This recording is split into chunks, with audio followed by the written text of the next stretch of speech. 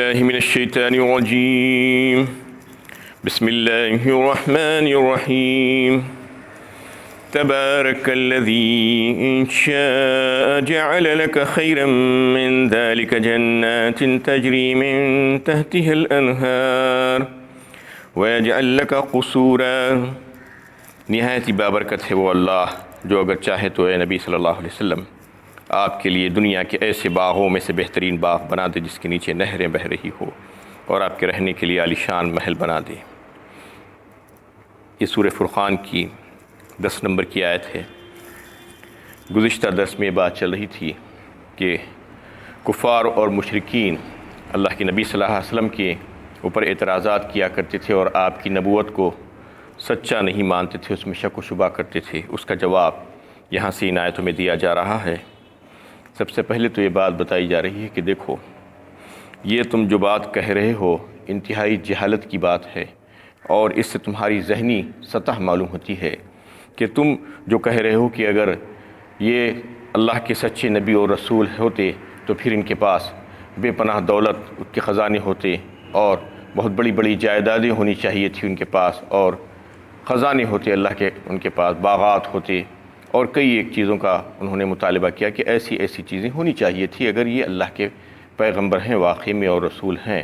تو اللہ تعالیٰ اس کا جواب دے رہے ہیں کہ اس آیت میں کہ دیکھو اللہ تعالیٰ کی ذات بڑی بابرکت ہے اور عالی شان ہے،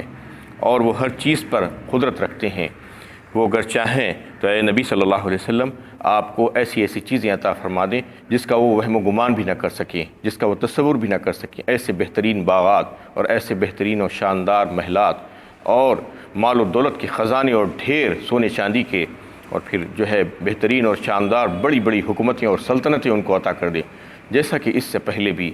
ہم نے داؤد علیہ السلام اور سلیمان علیہ السلام کو انہیں حکومت اور سلطنت عطا کی تھی، اور ایسی بے مثال حکومت اور سلطنت جس کا ہم نے اپنی قدرت کے طور پر جو ہے اس کو پیش کیا تھا نشانی کے طور پر۔ تو اس طریقے سے ہم ہر چیز دینے پر قدرت رکھتے ہیں، لیکن ہزاروں حکمتوں اور مصلحتوں کے تقاضے سے اللہ تعالیٰ یہ چاہتے ہیں کہ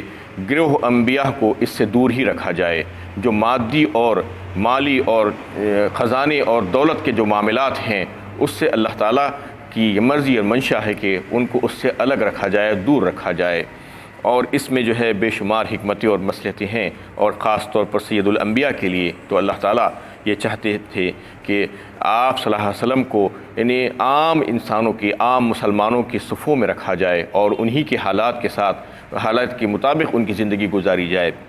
اور یہی بات اللہ کے نبی صلی اللہ علیہ وسلم نے بھی اپنے لیے خود پسند فرمائی تھی، اور یہی حالات اپنے لیے خود پسند فرمائے تھے۔ ورنہ کیا وجہ تھی کہ آپ صلی اللہ علیہ وسلم کو کیا کچھ نہیں مل سکتا تھا؟ ایک حدیث میں جو آیا، جو مسند احمد کی اور ترمذی شریف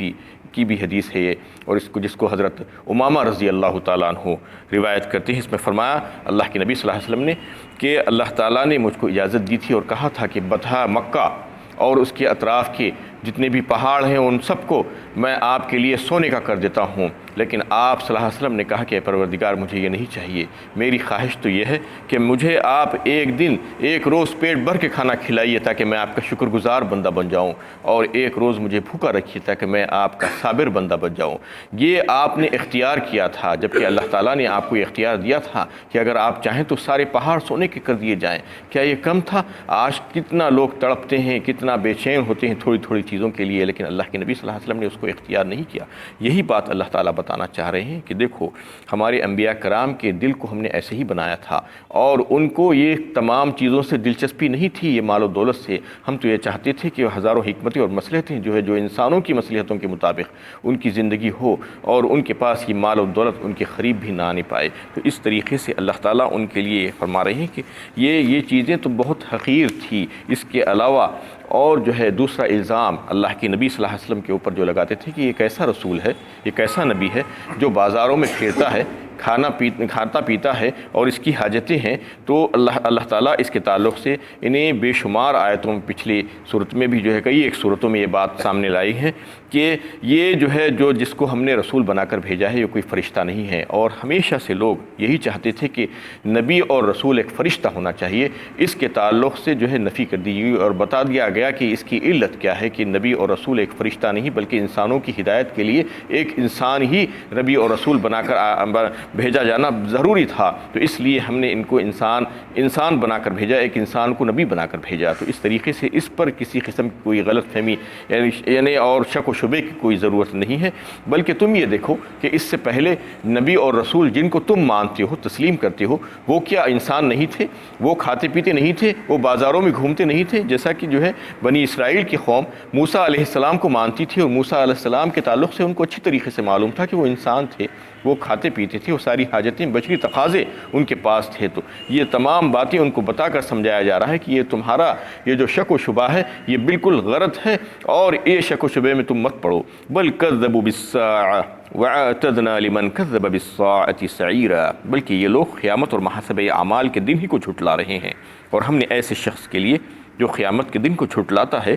سعیر جیسی جہنم تیار کر رکھی۔ اور پھر اللہ تعالیٰ فرما رہے ہیں یہ کس وجہ سے ہو رہا ہے؟ آپ صلی اللہ علیہ وسلم کی نبوت کا جو انکار کر رہے ہیں، اس میں شک و شبے کا اظہار کر رہے ہیں، یہ اس وجہ سے کہ یہ قیامت کے منکر ہیں۔ اصل میں یہ قیامت کو مانتے ہی نہیں، اس پر یقین نہیں ہے ان کو، لیکن وہ یقین کب آئے گا؟ جب ان کو ان کے ہاتھ اور پیر باندھ کر ایک تنگ جگہ پر پھینک دیا جائے گا، اور دہکتی ہوئی آگ ہم نے ان کے لیے تیار کر کے رکھی ہے۔ اذا رأتهم من مکان بعید سمعوا لها تغیظا وزفیرا،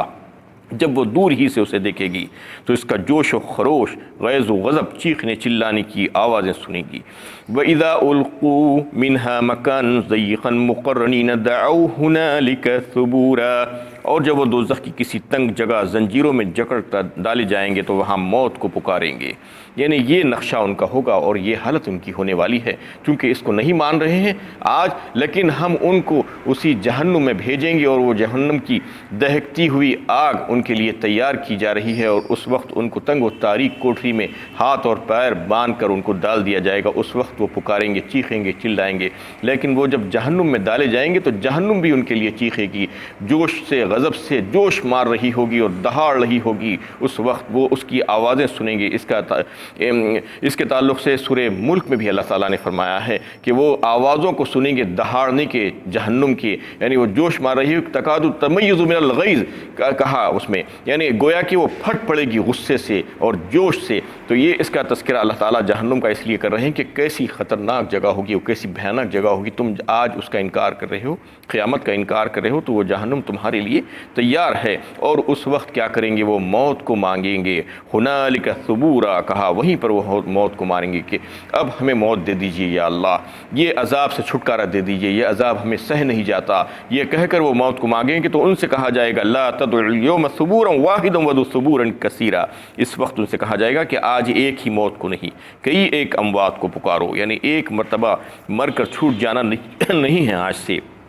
ہر روز نئی زندگی ملے گی اور نئی موت ملے گی، بار بار موت ملے گی، تمہیں موت نہیں آئے گی آج، یعنی کسی کو موت نہیں آئے گی، نہ جہنم والوں کو نہ جنت والوں کو، سب کے لیے اللہ تعالیٰ نے جو ہے دائمی زندگی وہاں پر رکھ دی ہے، یعنی ہزاروں لاکھوں سالوں کی زندگی وہاں پر ہوگی، کوئی انتہا نہیں ہوگی اس کی، اور وہاں پر موت نہیں آئے گی اور عذاب ہلکا نہیں کیا جائے گا۔ قل اذلک خیر ام جنۃ الخلد التی وعد المتقون کانت لہم جزاء ومصیرا، اے نبی صلی اللہ علیہ وسلم کہیے کیا یہ بہتر ہے یہ ہمیشہ ہمیشہ کی جنت جس کا وعدہ پرہیزگاروں سے کیا گیا ہے، یہ ان کے رہنے سہنے کا ٹھکانہ اور ان کے نیک اعمال کی جزا ہوگی۔ لہم فیہا ما یشاؤون خالدین کان علی ربک وعدا مسئولا، وہاں ان کے لیے وہ سب کچھ میسر ہوگا جو وہ چاہیں گے، اور وہ اس میں ہمیشہ ہمیشہ رہیں گے۔ اے محمد صلی اللہ علیہ وسلم یہ آپ کے پروردگار کا وعدہ ہے جس کے پورا کیے جانے کا مطالبہ کیا جا سکتا ہے۔ اس میں اللہ تعالیٰ ایک سوال کر رہے ہیں ان کفار سے، اور پھر نبی صلی اللہ علیہ وسلم سے کہلوایا جا رہا ہے اور پوچھا جا رہا ہے کہ دیکھیے یہ جو ہے جس کا ذکر کیا گیا ہے ابھی کہ یہ کفار اور منکرین جو قیامت کے منکر ہیں اور آپ کی نبوت اور رسالت کو نہیں مانتے، اس میں شک و شبہ کرتے ہیں، ان کے لیے جو آگ دہکتی ہوئی بھڑکتی ہوئی آگ ہم نے تیار کر کے رکھی ہے وہ جہنم کی شکل میں، کیا وہ بہتر ہے یا وہ جنت جس کو ہم نے بنایا ہے ان متقی اور پرہیزگاروں کے لیے جو اللہ تعالیٰ کی خوشنودی کے لیے اپنی زندگی گزارتی ہیں، فرما برداری اور اطاعت گزاری میں اپنی ساری زندگی کو لگاتے ہیں؟ کیا وہ بہتر ہے وہ جنت جس میں ان کو سب کچھ دیا جائے گا اور وہ ہمیشگی کا مقام ہوگا، وہاں سے نہیں نکالا جائے گا، اور جو کچھ بھی وہ وہاں پر چاہیں گے ان کو دے دیا جائے گا؟ فیہا ما تشتہیہ الانفس وتلذ الاعین وانتم فیہا خالدون، کہا سورہ زخرف پارہ 25 میں اللہ تعالیٰ نے، ان کے لیے وہ سب کچھ ہوگا وہاں پر جو کچھ وہ چاہیں گے، ان کا جی چاہے گا، ان کا دل چاہے گا، وہ سب کچھ ان کو مل جائے گا اور پھر ہمیشگی وہاں پر ہوگی۔ فیہا ما تشتہیہ الانفس وتلذ الاعین بھی کہا اس کے ساتھ، تمہاری آنکھوں کو لذت دینے والی جو بھی چیزیں ہو سکتی ہے، وہ جو تم مانگو گے، جو تم چاہو گے، وہ سب کا سب تم کو وہاں پر مہیا کر دیا جائے گا اور پھر ہمیشگی کی زندگی تم کو وہاں پر مل جائے گی، اور یہ اس وجہ سے کہ تم یہاں پر دنیا میں اچھے عمل کیا کرتے تھے، اس کے بدلے میں تمہیں وہاں پر وہ جنت سے نواز دیا جائے گا۔ وَيَوْمَ يَحْشُرُهُمْ وَمَا يَعْبُدُونَ مِن دُونِ اللَّهِ فَيَقُولُ أَأَنْتُمْ أَضْلَلْتُمْ عِبَادِي هَؤُلَاءِ أَمْ هُمْ ضَلُّوا السَّبِيلَ، جس دن جمع کریں گے اللہ تعالیٰ ان کافروں اور مشرکوں کو اور جن کو یہ اللہ تعالیٰ کے سوا پوچھتے تھے، پھر پوچھیں گے کیا تم نے میرے ان بندوں کو گمراہ کیا تھا یا خود گمراہ ہو گئے تھے؟ قالوا سبحانك ما كان ينبغي لنا أن نتخذ من دونك من أولياء ولكن متعتهم وآباءهم حتى نسوا الذكر وكانوا قوما بورا، پھر پوچھیں گے کیا تم نے میرے ان بندوں کو گمراہ کیا تھا یا خود گمراہ ہو گئے تھے؟ وہ کہیں گے حق تعالیٰ آپ شرک کے لیے پاک ہیں، ہماری کیا مجال کہ ہم آپ کے سوا اوروں کو بھی کارساز قرار دیتے، لیکن آپ ہی نے تو ان کو اور ان کے آباء و اجداد کو دنیا کی خوشحالی بخشی تھی، جس کو پا کر اس وجہ اس درجے غفلت کا شکار ہو گئے کہ آپ کی یاد، آپ کا الہ ہونا بھی وہ بھول گئے اور برباد ہونے والی قوم میں سے ہو گئے۔ اس وقت محشر میں اللہ تعالیٰ سوال کریں گے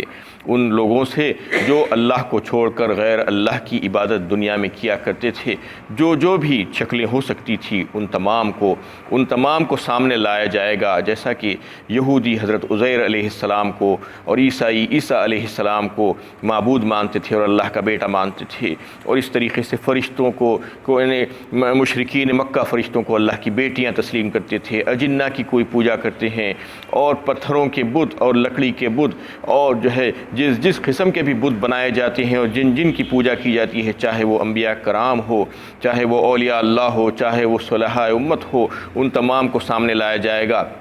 اور پھر ان سے پوچھا جائے گا، سوال کیا جائے گا کیا تم نے میرے ان بندوں کو یہ بات کہی تھی کہ میرے کو چھوڑ کر تمہاری عبادت کی جائے؟ تو اس وقت وہ حضرات جواب دیں گے اور وہ سب کا سب ان کو قوت گویائی عطا کی جائے گی، چاہے وہ عاقل ہو چاہے غیر عاقل ہو، پتھروں کو بھی اللہ تعالیٰ بولنے کا وقت دیں گے، موقع دیں گے اس وقت، اور وہ سب کے سب یہ کہیں گے کہ ہم کو نہیں معلوم، ما کنتم ایانا تعبدون، اور وہ کہیں گے کہ ہم ایسے کیسے کہہ سکتے ہیں یا اللہ آپ کی ذات پاک ہے، ہم تو آپ ہی کو کارساز تسلیم کرتے تھے، اور ہم ایسے کیسے کر سکتے تھے کہ ہماری بابت ہم یہ کہیں کہ یہ ہماری عبادت کرو؟ تو پھر اللہ تعالیٰ کہیں گے کیا تمہارے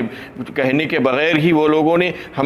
تمہاری عبادت شروع کر دی تھی؟ تو اس وقت وہ لوگ انکار کریں گے اور کہیں گے کہ برات کا اظہار کر دیں گے اور کہیں گے کہ ہم اس سے بیزار تھے، ہم کو نہیں معلوم تھا وہ کیا کرتے تھے اور کس کی پوجا کرتے تھے اور کس کی عبادت کرتے تھے، وَلَٰكِن مَتَّعْتَهُمْ آبَاءَهُمْ حَتَّىٰ نَسُوا الذِّكْرَ۔ اور ایک بات وہ لوگ یہ کہیں گے کہ یا اللہ یہ اس وجہ سے ہوا کہ آپ نے ان کو اور ان کی آباء و اجداد کو بہت خوشحالی بخشی تھی، بہت مال کی فراوانی ان کو عطا کر دی تھی، یہی وجہ تھی کہ وہ آپ کو بھول گئے، آپ کے الہ ہونے کو بھول گئے اور دنیا میں مست زندگی گزاری، اس وجہ سے وہ جو ہے اس قسم کی حرکتیں کرتے رہے اور برباد ہونے والی قوم بن گئے، ہلاک ہونے والی قوم بن گئے۔ فَقَدْ كَذَّبُوكُمْ بِمَا تَقُولُونَ فَمَا تَسْتَطِيعُونَ صَرْفًا وَلَا نَصْرًا وَمَنْ يَظْلِم مِّنكُمْ نُذِقْهُ عَذَابًا كَبِيرًا۔ پھر حق تعالیٰ مشرکین سے کہیں گے کہ تمہارے معبودوں نے تمہاری باتوں کو جھٹلا دیا، اب نہ تم عذاب الہی کو ٹال سکتے ہو، نہ ایک دوسرے کی مدد کر سکتے ہو، اور تم میں سے جو کوئی شرک کرے گا تو ہم اس کو ایک بہت ہی بڑے